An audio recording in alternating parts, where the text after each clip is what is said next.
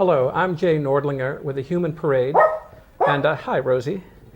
We are in New York City, on the Upper West Side of Manhattan, in the home of Renee Fleming, in the home of Rosie, the King Charles Spaniel. And Rosie is adorable, and Renee Fleming is adorable. We'll stick with adorable, right? Totally, and a soprano, and one of the most acclaimed and best singers we have. It's just true. It's just true. Nice to see you. Great to see you, Jay. I was thinking about how to introduce you, and that was just a brief one. And I thought of calling you an opera singer. And I thought, it's a little bit weird. We always call people who sing classical music opera singers, whether they sing songs or oratorio or what have you. You are an opera singer, but you're a lot more than an opera singer. You are a singer-singer, an all-purpose singer. True? All-purpose singer, I like that. A singer for all seasons. Well, it's labels are difficult anyway, and I find opera singer the easiest and quickest for people to understand what we do, but classically trained works well, and also just generic singer. I mean, and every time I kind of land in a country, I always have this sort of, what am I going to write today? Am I going to say performer, entertainer, singer, chanteuse? I mean, there are a million labels, but my repertoire is so broad. And now I've sung also in multi-genre, so opera singer is a little bit narrow. Yeah, right. You are just a singer, and not just any singer. It's, what time is it? It's about a little after 11:30 in the morning. And I wonder, have you sung today? Have you tested it out? What have you been doing? Oh my goodness, no. That's the last thing I want to do on an off day. I mean, I really sing when I have to, and which happens to be most of the time. Yeah. So this whole week I'm off. So I will rehearse and sort of get Otello back up to speed, and vocally and also in terms of memory. But outside of that, I never sing. Do you find yourself practicing quite a bit, or does there come a time when you get to practice a little less, when things are ingrained and more automatic, and you warm up a little less? Or is it always work, work, work, due diligence, eat your vegetables? Well, it depends on the day. This famous adage that there'll be 7 fantastic singing days in a year and you won't be engaged on any of them. It unfortunately turns out to be sort of true. So there are days when I hardly have to vocalize. First of all, my speaking voice is relatively low, and I'm a soprano. So it takes a little bit of revving up to get up that octave and a half, 2 octaves. So I have to vocalize quite a bit. I have colleagues who can literally walk on stage and open their mouths and sing. But I certainly can't. It takes a little bit of time. Do you ever sing for yourself for pleasure and here at home with no one around? Do you ever just bust out in song? Or do you need an audience? And I'm thinking that I know some professional golfers. And the last thing they want to do is play a recreational round or a leisure round. No, they're pros. They play for money. Right. And they play to beat other people. Right. That's just their mindset. Yeah. And when it's game time and when there's money on the line, they play. Right. But I was thinking, if I were Renee Fleming, that's a funny thought. I'd want to sing all the time.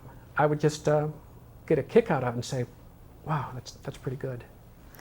No, I don't. I'm saying I'm with the golfers. Yeah. I really, the last thing I want to do on an off week is sing. I'll listen to music. I never get tired of music. I never get tired of singers and experiencing singers and thinking about it. I'm so passionate about it. But frankly, I need a rest. Usually when I have time off, my voice really needs a rest. And I mean, my schedule is so challenging when I am singing.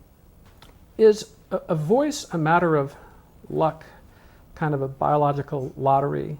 I know you know Marilyn Horne. I know you're a friend. And I think her father used to tell her, now don't get too big for your britches, because what separates you from the rest of humanity is this little piece of gristle in your throat. And she was born with an extraordinary instrument, right. Born, I guess. And you were too. Now I imagine there are things you can do with it, cultivate it, develop it, train it, but is it kind of a gift from above? My belief is that the best singers in the world are undiscovered. That I can hear somebody's speaking voice when I'm walking down the street, when they walk past me, look at their physicality, look at their bone structure in their face and think, that's a great voice. You know, this person may not know it. They may never have even tried to sing, never have been discovered. Most of us have had a moment. I mean, obviously my background was entirely musical, but most people have a moment in high school usually where somebody says, you know, you have you sound great. You're loud, or something that encourages them to explore the possibilities for the instrument. 90% of it is what you said before, the training, the languages, the style.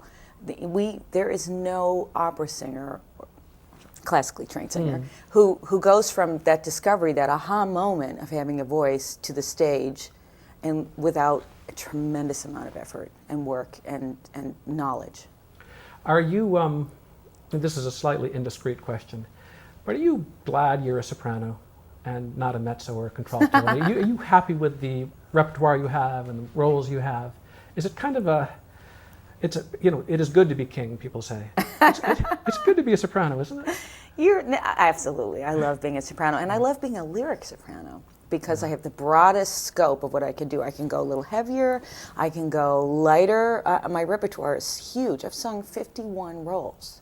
And 2 years from now, it'll be 53. And, you know, who's counting? But I love being a soprano. I get to be the heroine, the people that, you know, the victim usually that the audience roots for.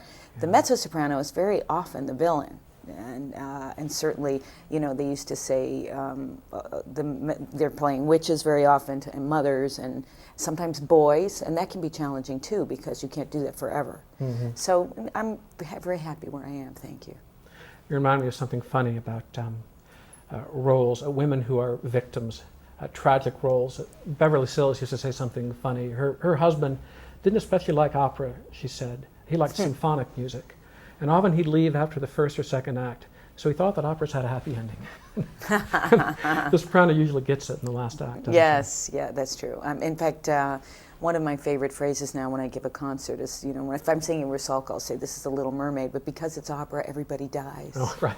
But then I did Rodelinda, which does have a happy ending, which we're repeating this fall, and people were disappointed. By Handel, correct? Yes, yeah, they really just thought, I've come here to have a cathartic cry, or, you know, to have this huge range of emotion. I don't really want a happy opera. Suits me fine, a happy opera, I have to tell you. I like the comedy. I'm dying to play a comedic role. There are none for my voice type. So yeah, let's think about that. What are the possibilities? Yeah, I mean, you know, earlier I could have done probably Elisir. There are a couple, usually that's the elixir Rossini, of love. Barber, but I missed out on that repertoire, and so yeah, I've lost my opportunity for no comedy. Rosine and the Barber Seville. No. There are too many great lyric mezzos. That's a great role for a mezzo. Let's talk about singers a little bit, and I just wonder what singers of the past you've especially admired or learned from. I'm sure the list is long. Let's make it abridged. I won't hold you to it as a complete list, but give me a few who have meant something to you. Well, I listen copiously to singers, and I do it in a very repertoire-based way. So if I'm learning Strauss, there's a list of people I listen to, and if it's French, same. But by and large, the singers who I have thought to emulate are people who have had very broad repertoire. So Victoria de Angelis in the beginning, Eleanor Stieber. You know, sometimes they're American singers too who have found their mark. Good West Virginian, Eleanor Stieber. Yes. Oh. Yeah, there's something about the water there, you know, Pennsylvania, that whole area. A lot of singing. Anna Moffo and Marilyn Horne, me, you know. And then... you're upstate New Yorker, correct? I grew up in Rochester, but I was born in Pennsylvania. Oh. So, Leontyne Price, absolutely. And she also has mentored, she's been a mentor for me, and has been incredibly generous in sort of helping put my head on straight in periods of stress and get the priorities right. Yeah. So these are all singers that I really love. And then there are many others. I mean, they're really, I can't, it's hard for me to pick a few. Callas I always listen to. If I have something Italian to learn, I go right to her because her musicianship was just unparalleled. Smart cookie, wasn't she? Whew. Yeah, and she always, there's something mature about whatever she sang, mature about the interpretation. She never gets kind of lost in the minutia. And A lot of people didn't like her voice. I wasn't one of them. I rather liked it. It was, it wasn't off the shelf. It wasn't from a cookie cutter. It was different. well, she and Schwarzkopf were both. I remember hearing them for the first time and not liking either one of them. Love them both now. Some singers who are an acquired taste Yes. actually are more compelling in a way, because you've made some effort to kind of understand them, and you love them a little bit more for that. It's not so kind of on the surface. Did you have master classes with Schwarzkopf? I did. I had a week with her. I thought. Every day for a week. She not so sweet, I'm guessing? Well, she taught, I think, in the way that she learned, and I gained enormous skills from her. She gave me a few pieces of this large puzzle that were absolutely necessary for my development. On the other hand, the process itself was kind of hard. Yeah. I would say, yes. She was a taskmaster. Did you do anything with Fischer Dieskau as well? No, I met him once, in a signing, and as a student, but I never met him beyond that. Can you, kind of a funny question, can you learn from men as a soprano? I mean, can sure. Caruso teach you something? Absolutely. Doesn't have to be another soprano or even another female singer. First of all, I saw a series of recitals that Fischer Dieskau gave at Carnegie Hall, again when I was a student, of all of this sort of unknown repertoire of the major composers. And German art songs? yeah, it was all Lieder. And so I learned about programming. He always sort of looked like a pigeon when he sang in the end. It was a very high chest position. And I sort of started experimenting with that a little bit and found this a way of supporting that works really well for me. And then also, I'll never forget seeing a video, and it may have been on YouTube. I can't remember where I saw it. Benjamino Gigli singing Ombra Mai Fu in Connecticut somewhere in a church. And I just thought, oh, that's what it means to be simple. Yeah. And just sing the phrase with this outpouring, this kind of truck of sound that, and I never forgot guy. it. Oh, it was so. So there have been singers from all genders who've had huge, enormous influences on me. Pavarotti worshipped Gigli. Pavarotti is sometimes thought of as kind of a schlocky, clowny guy. Great singer. I once heard you say he had, was it past tense at the time? At any rate, he had perfect technique. Yes. Said. Oh, definitely. Perfect. Well, absolutely. He is the textbook. But was it learned, or was it just kind of an accident? Was it a gift to him? I think he was a very natural singer, but people say that about everyone. Who knows? Who knows? Somebody to be able to sing like that for that length of time, and you don't kind of see, it seemed natural to me, but I may be wrong. He may have really studied. I don't know that much about his training, but a perfect technique, the perfect ah vowel, the perfect vowels, period. Interesting that when he went up to the high notes, he closed his mouth, so he really used the space, and it was always beautiful and even. Yeah. And his diction was great. I mean, you can't really. The ultimate Italian declamation. And he stood there, he just stood there and sang. I mean, and frankly, that's all one needed. Planted his feet and sang. Yeah. Yeah. I don't go to a great many pop concerts. But here in New York, James Taylor did a series at Carnegie Hall recently. And I went to 2 of them just to have something different to write about. He was marvelous. He has a real gift. And I wonder whether there are pop singers, and I use that in the broadest sense, Ella Fitzgerald, Peggy Lee, rockers. Are there pop singers you especially like as singers, naturals? I always thought that Kay Starr was a natural. She had marvelous intonation. I always thought Dolly Parton sang well. She does. And she's not a joke. No. She's a damn good singer. Right. Who are some others? Well, and James Taylor, and I've had this conversation with him, one of the incredible things about him is he's still singing all his hits in the same keys he sang them in a long time ago. So he's really maintained his register, which is unusual, very unusual. There are lots and lots of singers. I mean, I really was a jazz fan and I'm still a jazz fan. So when you hear a jazz singer, not just. I started in that world. But when you hear Sarah Vaughan, for instance, at a young age, she could have been an operatic contralto. So it was the most mellifluous, beautiful, rich sound. And there are a huge amount of singers that I really admire and listen to. My current favorite is Kurt Elling. He is a miracle. And when I heard him in concert not too long ago, I just went backstage and I said, Kurt, didn't anybody tell you you shouldn't be able to do that? You know, he has no limitations. You know, one of the things about our training is that we learn what to be afraid of. We sort of, you pick that up, you absorb it from your colleagues and from teachers. But if nobody's ever told you, you shouldn't be able to hold out a high D for 3 minutes, so true. then... Isaac Stern once said he was listening to some little girl violin prodigy. And he said, she can do that because she has no idea how hard it is. Exactly, that's it. Does it mean that I live under a rock that I don't know the singer you're talking about? Kurt is He's passed me by. He's a jazz singer. He's actually been in the White House quite a bit. He's a favorite of the Obamas. Huh. You need to listen to him. He's extraordinary. Great musician also. Let's consider a couple of pop legends. Was Elvis a good singer?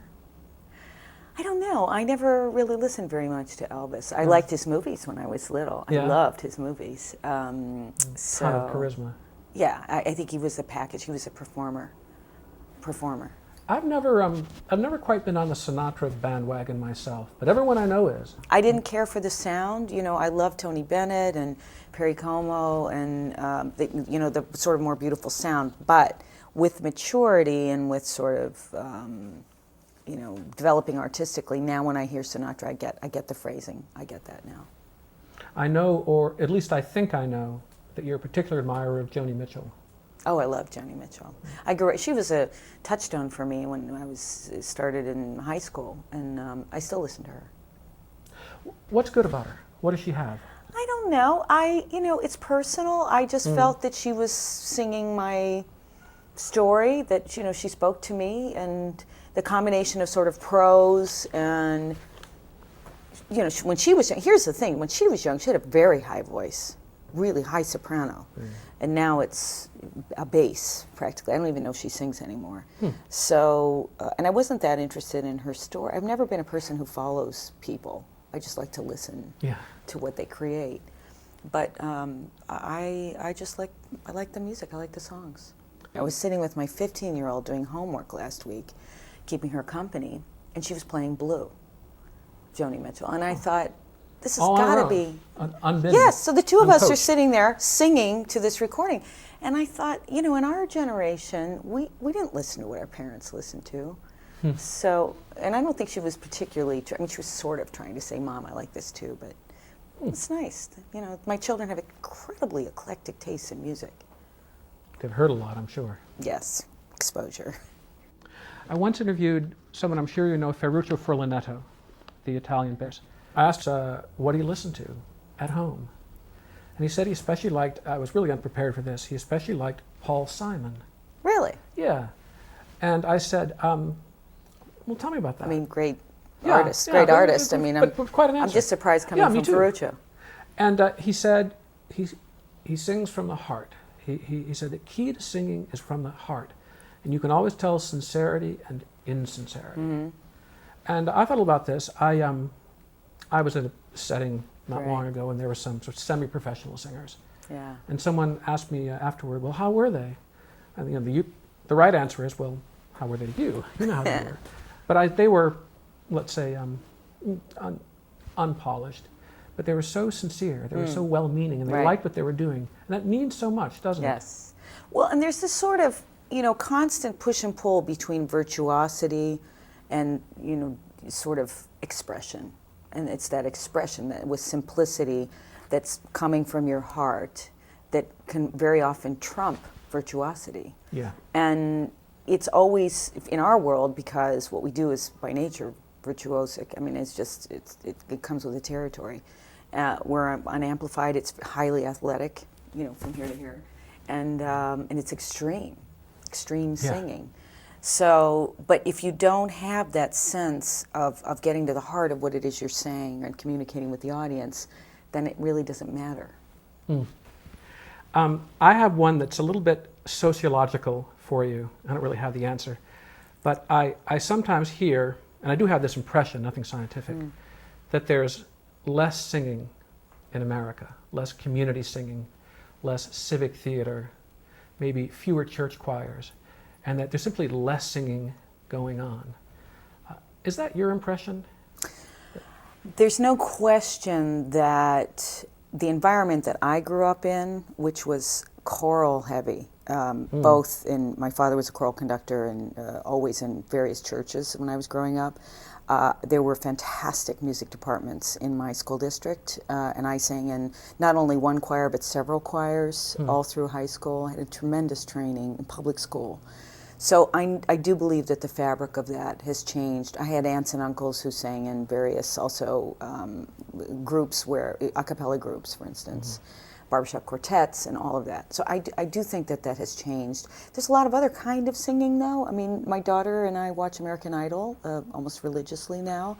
So there's a whole generation of children and young people who've grown up with that show. And that's another kind of, interestingly enough, virtuosic singing. The roulades, the kind of invention, it corresponds really well with bel canto and Handel singing and Baroque singing. So I do think there's real interest out there, which heartens me, but it's not the kind of tradition that we grew up with. You go to Salt Lake City and work with the Mormon Tabernacle Choir, those people sing, and they love singing. They're normal people, right? They're hardware store owners and housewives. Absolutely. And I'm sure they're they're amateur, and those are my best fans because they're trying to do it themselves. Yeah. You know, 100 years ago, before all of this media existed, everyone was an amateur musician. Great composers could go to their friend's house, their doctor and their lawyer's friends, and say, I want to hear what this quartet sounds like. Will you sit down and play this? Yeah, right. So times have really changed. Did you guys sing at home around a piano as you were growing up? Yes, and my parents also sang, and they practiced, and there were memorable nights when the whole neighborhood would come around the front door on a summer night and listen. Yeah. And so it was a really heady environment in terms of just music and loving music. Well, here's something new under the sun, or newish, and that is YouTube. And I know it's double-edged. I think it's I'm addicted. Me too.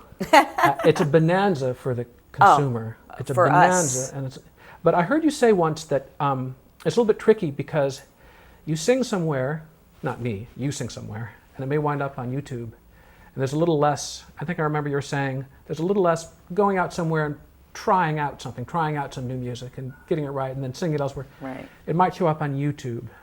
But overall, it's a positive thing, right? It's a windfall. Yeah, I do think that has taken away that opportunity for us who are sort of in the limelight to go to an off the beaten track place and try something out. There's no question that no longer exists. It's not possible.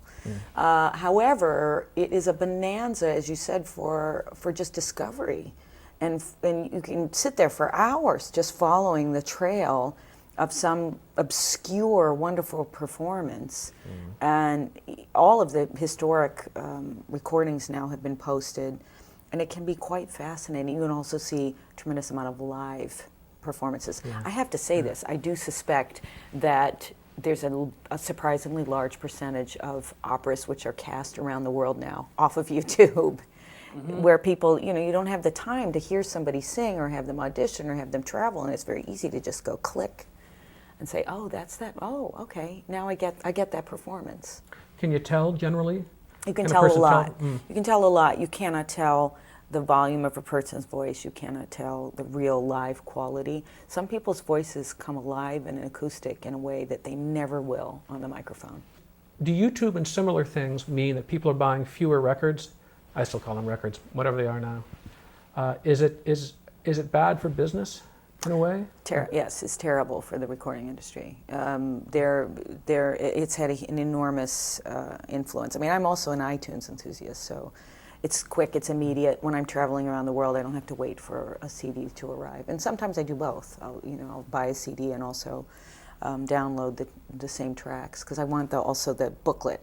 And so yeah, it is. There's no question that that's been a real issue, and they haven't found a business model yet, which will enable them to continue. Them meaning recording studios to continue making quality recordings in a financially viable way, whilst the audience will still want this immediacy of kind of instant music. kind of a funny question for you. I was thinking about this earlier. I once wrote that I thought that there was a bit of a bias against beautiful voices on the part of critics. That sometimes critics were a little bit snotty about a beautiful voice as merely beautiful. But I've sensed a certain, among music critic colleagues, bias against beautiful voices. You have just about the most beautiful voice in creation. Do you know what I'm talking about?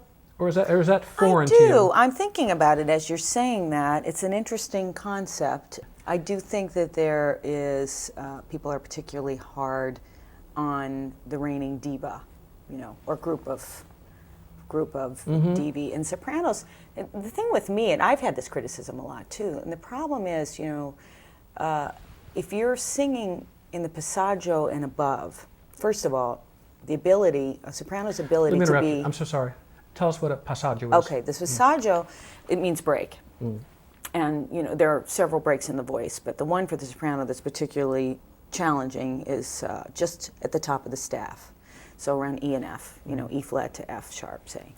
And to be able to maneuver through that part of the voice requires so much skill and care, otherwise you never get beyond it up into the high register, number one. So that's something that really takes an enormous amount of attention. And Curie sang mostly Mozart and Strauss repertoire, which lives in that part of the voice. Secondly, we can't be understood up there. It's almost impossible. I always say, try to say a sentence while you're yawning. That is the soprano's life. Yeah. And it's not the same for a tenor, because men typically in a high register are actually more comfortable if they're pronouncing clear vowels. But for us, it's almost impossible. I do my best. I really try hard. I think the words add color, they're important, and I've worked very hard to try and bring diction to even the highest range. So those are the challenges, and those are sometimes open us up to a little bit of a different criticism. There's also, because there's so much pressure to be glamorous today, that people see that as a kind of a shallow pursuit. Yeah. She must not be serious about her art. So there are a lot of kind of complex issues there when you raise that question. There have been some beautiful opera singers, always. I often cite Geraldine Farrar from the 1900s and teens, who was so beautiful that she appeared in silent movies where her singing didn't do her any good. And you've had slim, pretty types like Roberta Peters.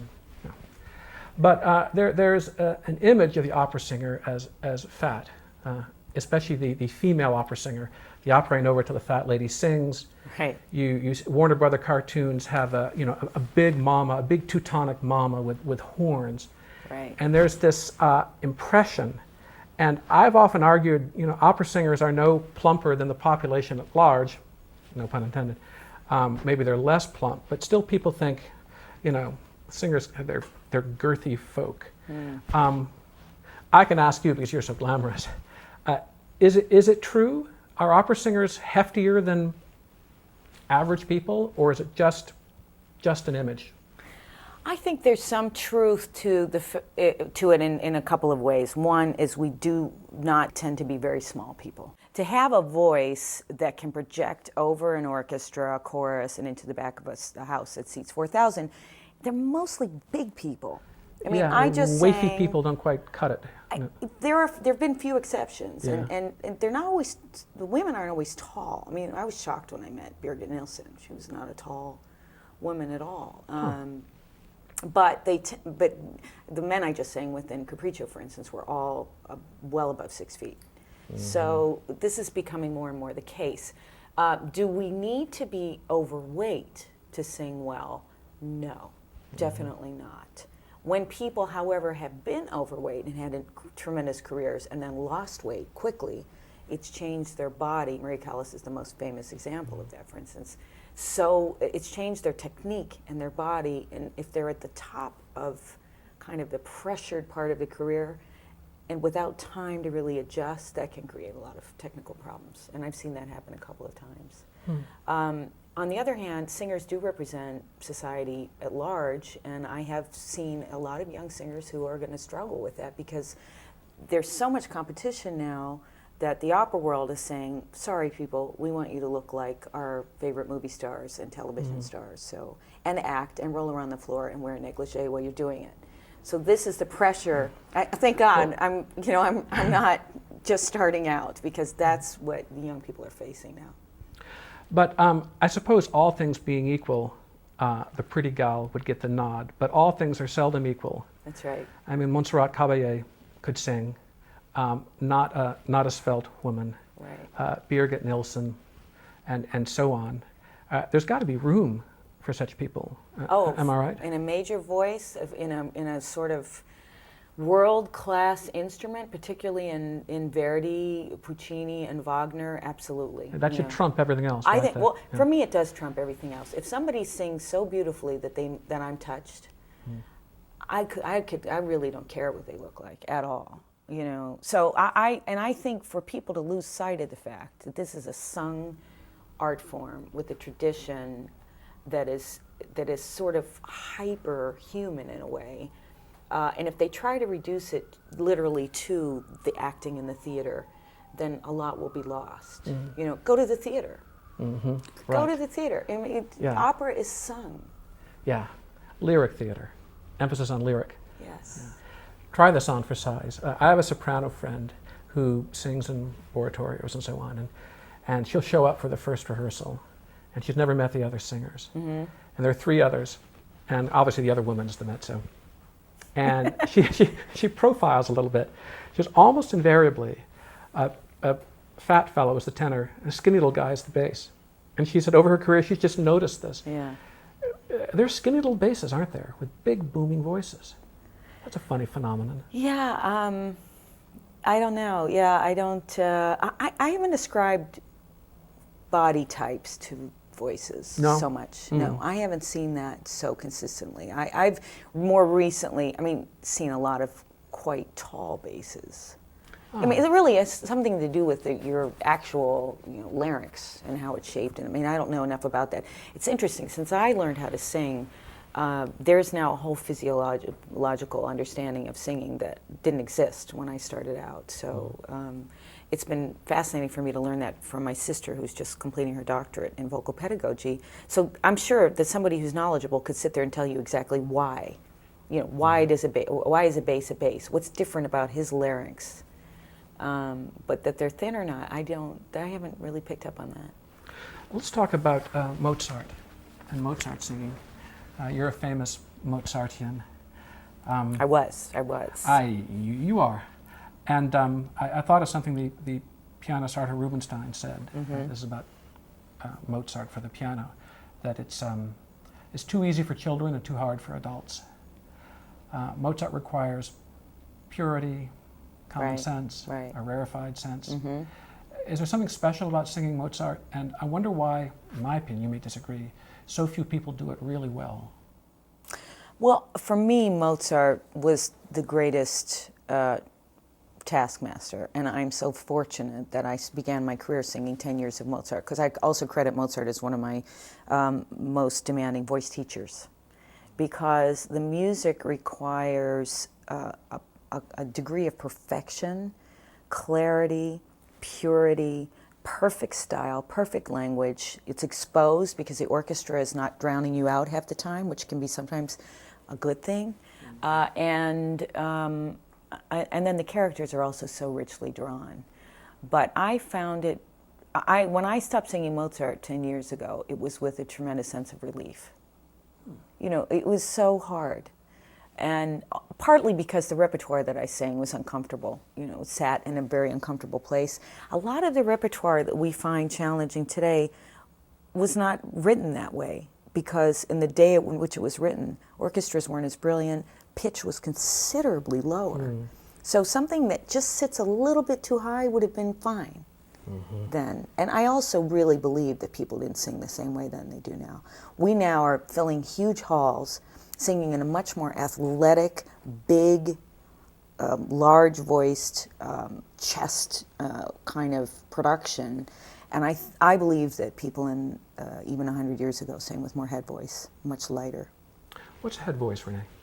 Head voice is a sort of a hooty sound. It's about resonance. It's that your resonance would be very high, as opposed to chest voice, which is kind of, if I were to speak on pitch right now, it would be in a much lower quality.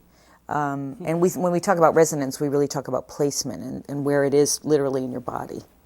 We mentioned Marilyn Horne before, and who has a heck of a chest voice in addition to... Oh, yes. She once said that she thought of making an album of favorites called Chestnuts for Chestnuts. That's one, wonderful. One of her lines. But oh, she's so brilliantly down to earth. I love her. yeah, That's great. Absolutely. For chestnuts. yeah. You talking about Mozart, you used the word exposed, and I just wonder whether, in your view, singers are more exposed, more vulnerable than other musicians. I mean, a pianist has this kind of instrument. A saxophonist has the medium of the saxophone, but the singer is himself or herself. Is it more of a, would you say, a high wire act than being another kind of musician? I think there's something to that. I mean, there's no instrument between us and the audience. There's nothing to hold on to, for one thing. I mean, someone with a microphone, you could say that they have that little bit of protection there.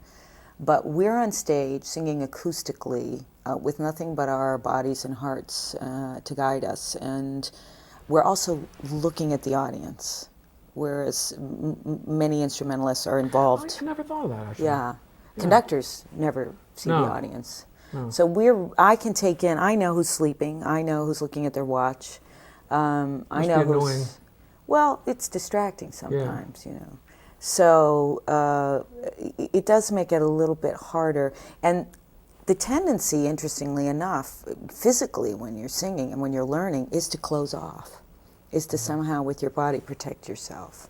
And it takes courage and experience to really open up. You're not really a canceller. And you remember the famous line, Miss Caballé will be available for a limited number of cancellations next season? You are not a canceller. No. You're kind of a gamer. If it says 8 o'clock, you show up at 8 o'clock and you open your mouth and you do your best. But there must be days when it's not quite there. When do you know? When do you cancel? How late? Last minute? Do you know in the morning? Do you figure you'll suck it up for the evening? It must be tricky. Pianists, once in a blue moon might have that problem if they're ill, but otherwise they just go.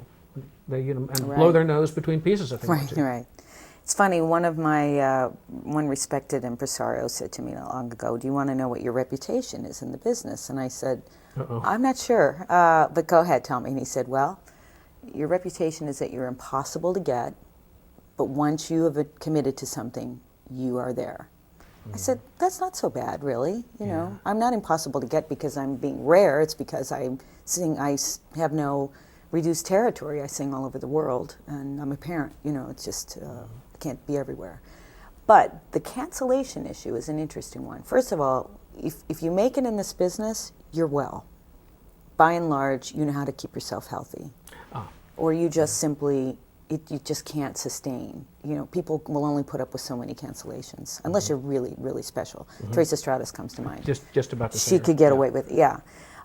So that's Frankly, one thing. I thought it added to her mystique. I mean, this is a personal opinion. Yeah, And I always thought that, she got a little bit more applause than she would have otherwise. People were so happy to see her. Yeah. She didn't cancel. If she just showed up, And right? Yeah. I always thought it She worked said to in me her that favor. she was fragile. She said, my health has always been fragile. Huh. And she was a great artist, so it was worth it. But I found that, first of all, most of my colleagues rarely cancel. And secondly, when I have canceled, it's really a hard decision. I am conscientious, so I do not want to disappoint the audience. And the worst cancellation was opening night of Peter Grimes. This was in the mid-'90s at the Met. And I was a little bit indecisive. I felt that something was coming on that was really in my throat. I mean, a head cold you can really sing through. And one of the administrators was saying, please go on, please go on. That's his job, to say, we need you to go on. It's opening night. There's an expectation here. And someone in the music staff was standing behind him, and I was trying to sing and was saying, could hear because the danger is that if you make a misstep, you can have an injury that ends your career, or that puts you out of commission for a long time. Think of the longer term, not just the night. That's right. So I did cancel, but I've canceled very little. You mentioned singing all over the world. I'm superstitious. Knocking. No, you're a gamer, not a canceller. You mentioned singing all over the world, and I just wonder where the best audiences are. Quietest, most attentive, most appreciative. They go nuts in Japan, I imagine. British audiences used to be known as very, very polite, giving you hearty applause, but then being very quiet during a performance. Who's a good audience by nationality? You know, I'm asked this question sometimes, and I used to try and answer it, and I finally decided. I don't mean to bore you with these repeated questions. No, it's an interesting question because there are nationalistic characteristics to audiences. You can kind of say, you know, based usually in Western Europe on the fact that people have grown up with this music, they're sophisticated, they're knowledgeable, and they have high expectations. You know, and there are some audiences too that, by nature, tend to fold their arms and say, well, show us, you know. American audiences can be just consistently generous. They don't have that sort of, that show us kind of attitude. But some major cities, New York for one, this extremely cultivated audience with high expectations. But what I'm getting to is that even in a city where you think you know what the audience is like, every single performance, say in a run of an opera run, will be different. So I don't understand that whatever chemical interaction occurs between the performance and the audience is different every night. You never know night to night. No, and it seems to occur, it's a community experience, and the audience, they do it themselves somehow. There's nothing like live. You know, I appreciate a studio recording. I'm glad we have them. We all have thousands of them, although they're not being made so much now. Right. But there's really nothing like live, warts and all. I was just in Berlin with the Berlin Philharmonic, which is always a special joy, and Christian Thielemann, and what they were able to do dynamically with one of the songs I sang was on such an extreme level, both the highs and the lows and the softs and the louds, and no microphone could ever capture that. It would flatten it out. So you get a thrill just hearing that range. I've attended a couple of voice recitals in recent weeks, I guess in the last month, both, as it happens, accompanied by your friend Kevin Murphy. And one was his wife, Heidi Grant Murphy, the soprano. Wonderful. And one was the mezzo-soprano, Michelle DeYoung. And each one concluded her recital with a set of spirituals. Each one is white. And I remember years ago, George London, the bass, made a whole album of spirituals. Right. These songs, if I can call them that, they really belong to everyone, right? To all Americans and all people, really. And these singers, they say, I just don't want to pass them up. They're part of our DNA. I want to sing them. People of all races, I think, should sing these spirituals. What do you think? That's a very good question. In the duration of my career, for me, it's been something that I wouldn't attempt to do. That it was definitely not something. When I was trained, you did not jump into that territory. It didn't belong to you. Porgy and Bess was an issue. I used to sing Porgy and Bess, and I still sing Summertime constantly in concert, and even that was sometimes frowned upon. So it's sort of a situation where, of course, a fantastic African American singers are saying, leave us our music. Let us sing what we're really authentically, what we have in our blood and in our training and our early learning, and that by and large has been the case. However, it doesn't apply to Otello, it doesn't apply to Aida, it doesn't apply to any number of operas, for instance, which have nationalistic themes and singers, and we can't cast them half the time. And it's a very tough question. It's a very interesting question. But you sing so soulfully, But I believe everything should be cast blind. I think as a rule of thumb, we should be able to cast anybody in a role if they're right for the role. The audience already suspends disbelief when they see me playing a 16-year-old. First of all, when they see us singing, we're enacting real life and we're singing to each other. So that's an enormous leap. So to suddenly adjust to people being family members from different races is just a tiny leap. I wonder if your musical tastes have changed over the years. Do you find that you're closer to certain music than you once were? Certain music means more to you? I know Richard Strauss has been a very good friend of yours. You've been a very good friend of his and his music. Right. But do you find your tastes evolving, or are they pretty much constant? Something I've picked up on, I don't know if it's true or not, but when you're young, you want to do everything that's hard and fast and loud and baroque, say, colorful and passionate and A little splashy, maybe. splashy. And then, I would meet these phenomenal conductors and musicians who would be interested in Schumann. And I think, well, what do they like? Why do they like Schumann? If there's nothing going on, really. So that's a young person's taste. And it takes maturity, I do think, to kind of understand the simpler expression, the simpler statement.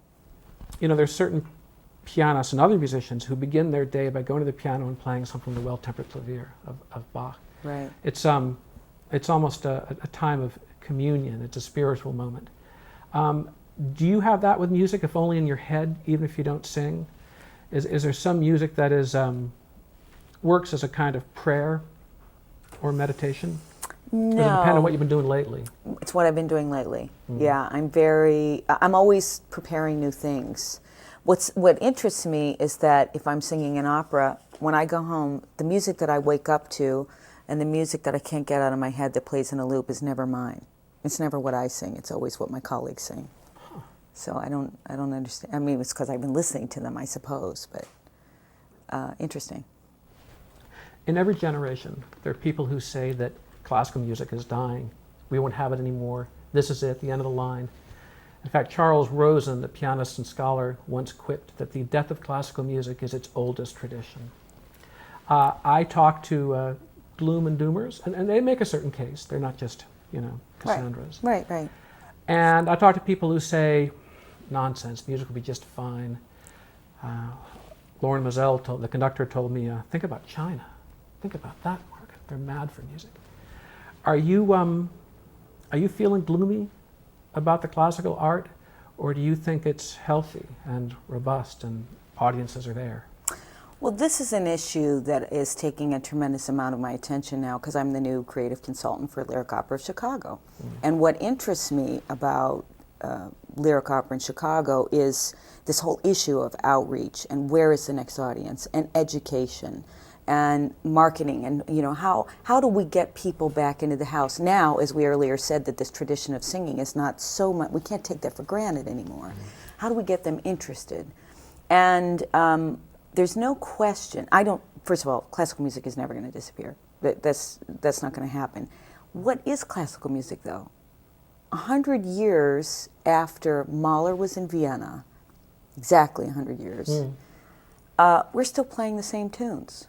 Mm-hmm. We're still listening. He wrote, in Vienna, I have established Beethoven, Mozart, and Wagner. I'm doing something really exciting and fresh. And when I saw that, when I was at this exhibit a year ago, I thought, things haven't changed that much. A lot of what's been written in the 20th century has not taken hold and become part of the standard, at least operatic fare. And I love 20th century classical music, most of it. Mm-hmm. My ear gravitates in that direction. So how do we redefine classical music in the future? How do we change perhaps the boundaries of classical music so that it's more inclusive to the audience? Or when we talk about classical music, are we now talking about a museum historic art form? Are we talking about music from the late 19th and early 20th century, by and large, and before? Yeah. Those are the issues that I think are so fascinating. And ideally we want a large audience, because without that, it's almost unsustainable art form given the expense of it, opera in particular. Mm-hmm. And you want qualified players and singers. You want people who are great. But the new media are helpful, aren't they? The live streaming and YouTube. They are, but they're also... But people don't pay. Well, the HD broadcasts from the Met, I think, are fantastic. They're very high quality. So, but are they putting other people out of work? Are people going to say, for $20, I can go and see the best opera that exists in the world? Why would I pay $100 to go to my local company? And I think that is still a little bit in flux right now. We're trying to figure that out. It's a very expensive art form. Here's kind of a pesky question. Pianists and conductors and violinists to a degree can go on and on. And singers are more like athletes. Is there, it's unfair, isn't it? Yes, Yeah. yes, we're short. Yes, we're the sort of 20-year career, and a great conductor, great pianist, they can die on stage, you know. And so it is hard. I mean, one of the funny things I've noticed is that voice teachers tend to live for a long time. There's something about always maintaining a kind of involvement in music that keeps you young. First of all, you have students who are young, so that keeps you young. But singers, yeah, it's very, it is short, you know. I suddenly woke up this year and thought, oh my gosh, I'm in the home stretch. It's shocking because we all feel quite young now. You know, we're much younger than our parents and our grandparents were at our age. So we feel physically good. We have energy. We have a positive outlook. We are maintaining our looks and our sense of youth. But this is a muscle, and you know, and a sort of cartilage, and it's subject to time. What it does to your joints and what it does to the rest of your body, it does here. So, can you be wise and change your repertoire so that you can sing for a long time and still give people enormous pleasure? Because when I stop singing, no one will ever, in the history, future or past, hear my voice again. And that's why singers have their own special interest. It's because each instrument is unique. And we're lucky to have recordings. And you live in the era of recordings, which was from, what, about 1902 on, something like that? Right. I don't think we know what Patti sounded like. Yes. Malibran, and so on. But recordings, they're kind of souvenirs, aren't they? That's right. They're not quite the same, but they're better than nothing for sure. Right. That's a legacy issue for us because you want to leave something. You want people to remember how you sounded or how you looked. It's not the real thing, but it's nice to have something. Well, have you sung your song? There's a song, When I've Sung My Songs. Right. Right. Have you sung your songs? You still have stuff left to do. Obviously, you have tons left to do in life, broadly speaking. But I'm really talking about particular music that you'd like to sing or record. Or do you think that the legacy is established? Well, back to being a lyric soprano, it's endless what I can sing. Endless. I could learn now another 50 obscure roles if I wanted to. I have 2 coming up in the next few years. But more than that, and what really is interesting me now is song literature, is programming, making programs that are interesting, that are thematic, and unearthing music. That fortunately, I've always had a healthy musical curiosity, and a lot of what I've recorded has been repertoire that people aren't familiar with. Yeah, so I can continue to do that as long as it interests me. So yeah, no, I haven't yet sung my songs. Can you pull an Eileen Farrell and have a jazz cabaret career, which you had anyway earlier on? Well, I'll tell you not so appealing. Well, no, who inspires me is Barbara Cook. She really, really inspires me. She's my neighbor. She's she's an amazing person, and when she gets up and talks about her art form and the songs and what they mean to her, it's such a wonderful experience. So that sort of interests me, that idea. I'd like to end on food. Oh, my favorite. Yeah, well, mine too. Nellie Melba was an Australian soprano of long ago, the 1890s and 1900s, and Escoffier invented for her Melba toast. Right. And peach Melba. Right. So she has a dessert forevermore. Yes. You really hit the big time because you have a dessert. Right. I have not had it yet. I'm not sure where to order it, but it's called La Diva Renee. Right. It's chocolatey, as I understand. Where do you get it? Well, it's at Danielle, and you might be able to call in, and I don't think it's currently on the menu. You might be able to call in and request it. But Danielle and I cooked this up on a New Year's Eve some years ago. We were celebrating together, and I mentioned the Melba desserts, and we have Pavlova's has something. We have chicken tetrazzini, chicken tetrazzini. Yeah. So this is and I'm sure there are many other dishes, perhaps more local. But he said, yes, let's do something. And he asked me, what do you like? And I said, well, chocolate goes without saying. And then it's a champagne cream, and there's a little bit of fruit involved. But the funniest thing of all is that initially my face was laser printed on the top of this kind of Napoleon-style dessert. Fantastic. Fun. I have an iris. I have a fragrance. These are interesting Excuse me, things. an iris? Yes, it's a Renee Fleming A iris. flower? Yes, a beautiful iris. Fabulous. So And a fragrance. I remember seeing the Beverly Sills. She has something too, maybe also an iris. Leontyne Price, I think, has a rose, and I just thought, I want a flower. Yeah. Ambition for naming. Yeah, it's interesting. Are you going to host a TV show? Because you should. I don't. The Beverly substituted for Johnny, right? On the Boy, Tonight was Show? that a good time, wasn't Yeah. it? Wasn't that a good time when classical musicians were seen regularly on mainstream television? Yeah. It's a shame that has gone by the wayside. Well, if we're not going to ask Renee Fleming, we're not going to ask anyone. Oh, thank you. I'm so happy to see you. I've loved this hour. Went by like a shot. Thank you so much. And thank you all for watching this edition of the Human Parade. We'll be back with another one, an interesting guest or guests. They'll have their own talents. They won't sing as well as Renee Fleming, but we'll do our best. Thank you so much. But you sing along when you're listening to recordings? Do you know if you're listening to an opera you really like, do you know the words? And I know some operas pretty well. The thing is, I know music What's a better favorite? than words. Ah, I don't know. I could do a little list. right. I like Julius Caesar.